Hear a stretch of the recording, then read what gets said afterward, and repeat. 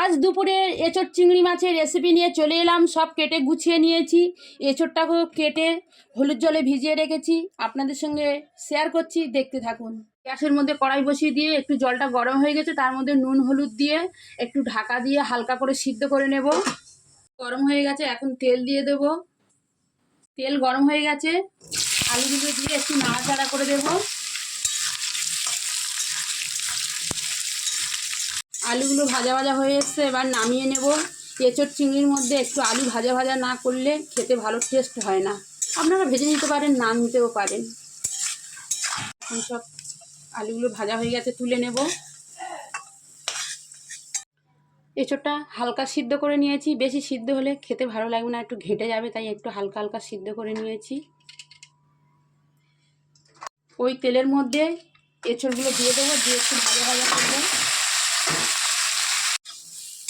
এঁচোড়টা ভাজা ভাজা হয়ে এসছে, একটু ভেজে রান্না করলে খেতে খুব টেস্টি হয়। এবার নামিয়ে নেব। এখন নামিয়ে নিচ্ছি, ভাজা হয়ে গেছে কমপ্লিট। কড়া গরম হয়ে গেছে, একটু তেল দিয়ে দিলাম। তেলের মধ্যে শুকনো লঙ্কা, তেজপাতা, গোটা গরম মশলা দিয়ে একটু নাড়াচাড়া করে দেবো। পেঁয়াজগুলো দিয়ে দিলাম। আদা রসুন একসাথে পেস্ট করা এখন দিয়ে দেব, দিয়ে একটু নাড়াচাড়া করে দেব। টমেটোগুলো দিয়ে দেব, দিয়ে একটু নাড়াচাড়া করে দেব। চিংড়ি মাছগুলো এখন দিয়ে দেব। আপনারা পারলে আগে ভেজে দিতে পারেন, কিন্তু আমি একসাথে করব, এটা খুব টেস্ট হয়।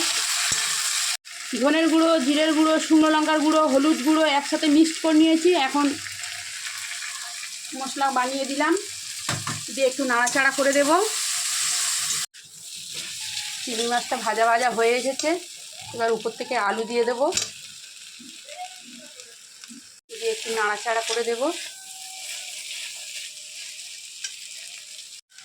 এঁচোড়টা দিয়ে দেবো, দিয়ে একটু নাড়াচাড়া করে দেবো।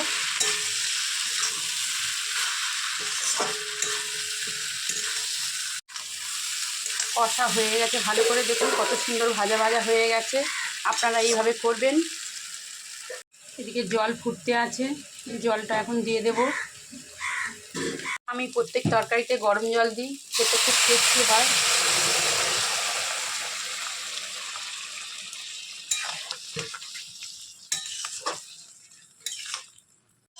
আপনারা চাল মগজ, পোস্ত বাটা দিতে পারেন। এত গরমে তো তাই আমি দিচ্ছি না, একদম পুরো হালকা সিম্পলের মধ্যে করছি, বেশি তেলও দিইনি।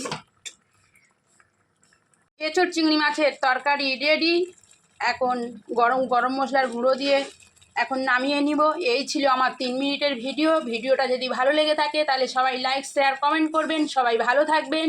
প্রচণ্ড গরম, একটু জল বেশি খাবেন, সুস্থ থাকবেন।